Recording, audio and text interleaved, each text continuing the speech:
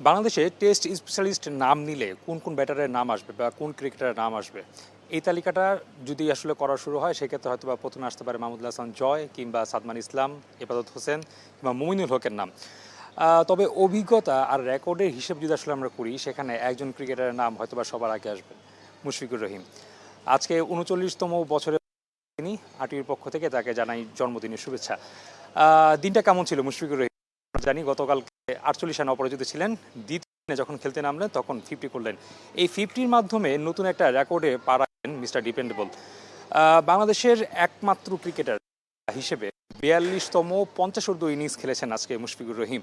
যদিও 50 সংখ্যায় তিনি সবার উপরে তালিকা না, সেখানে ৩১টি 50 করে তামিম ইকবাল এবং সাকিব আল হাসান আছেন সর্বোচ্চ তালিকার সর্বোচ্চ পর্যায়ে আর কি। তারপরে 3 নাম্বার আছেন তিনি।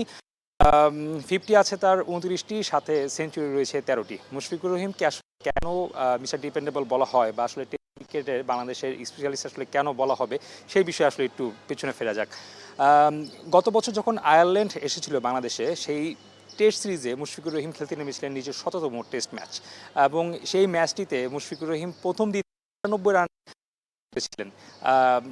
১৭তম টেস্টে 100 করা প্লেয়ারদের যে তালিকাটা ছিল, সেই তালিকার ১০ম ক্রিকেটার হিসাবে নাম লিখবেন মুশফিকুর রহিম। সেই দ্বারপ্রান্তে দাঁড়িয়ে তিনি দিনটা শেষ করেছিলেন দেখে শুনে। 1 রান বাকি ছিল। দ্বিতীয় দিন যখন তিনি খেলতে নামলেন, অনেকেই আসলে আমরা জানি যে টেস্ট ক্রিকেটে সকাল এবং বিকাল, একদম শেষ দিকে দিনের শুরুটা একদম শেষটা, এই দুটো সময় সবচেয়ে বেশি আসলে ইম্পর্টেন্ট ব্যাপার বা আসলে খুব চ্যালেঞ্জিং একটা সময় হয়ে দাঁড়ায় ব্যাটারদের জন্য। সেখানে মুশফিকুর রহিম ঠান্ডা মাথায় দিনটা যেরকম শেষ করেছেন ৯৯ রানে, ঠিক ঠান্ডা মাথায় পরের দিন পেয়েছিলেন সেঞ্চুরিটা, অর্থাৎ করেছিলেন নিজের ১৭তম ম্যাচে 100। মুশফিকুর রহিমকে আসলে এই জন্য মিস্টার ডিপেন্ডেবল বলা হয়, মাথা ঠান্ডা রেখে খেলতে পারেন, চাপ সামলাতে পারেন। একই চিত্র আমরা পাকিস্তান সিরিজেও দেখছি। পাকিস্তান সিরিজের প্রথম টেস্টটায় মুশফিকুর রহিম, যেমনটা আসলে বলছিলাম, যে ৪৮ রানে অপরাজিত ছিলেন এবং সেখান থেকে বেশ সুন্দরভাবে আসলে শেষ করেছিলেন দিনটা। আর দ্বিতীয় দিনে যখন ব্যাট করতে নামলেন তখন আসলে নিজের ২৯তম 50টা আসলে তিনি করে নিয়েছেন। একই সাথে মুশফিকুর রহিম সাউথ এশিয়ায় যে কজন ব্যাটার বা ক্রিকেটার রয়েছেন যারা লম্বা সময় ধরে খেলছেন, সেই তালিকার দ্বিতীয় স্থানে আছেন। তার উপরে আছেন সচিন টেন্ডুলকার। সব কিছু মিলে বলবো যে অবশ্যই মুশফিকুর রহিমের জন্য দিনটা ভালো ছিল। অবশ্যই জন্মদিন ছিল, হয়তোবা উদযাপনটা আরও একটু বেশি ভালো হতো যদি শতকটা পেয়ে যেতেন।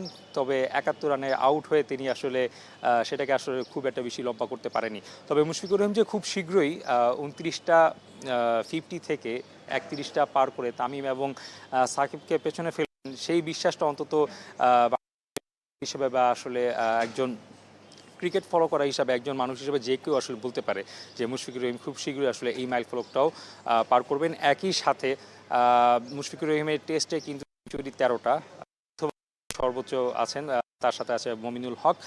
আর এই টেস্টেই হোক, এই টেস্ট সিরিজেই হোক কিংবা আগামীতে কোনো সিরিজ, মুশফিক যে এক সময় ছাড়িয়ে যাবেন এবং সেটা অবশ্যই বেশ ভালোভাবে বলা যায়। পাশাপাশি আরও একটা বিষয় বলতে হয় যে মুশফিকুর রহিম আজকে যখন ৭১ আউট হয়েছেন, তখন মুশফিকুর রহিম ৩৯ এখন টেস্টে।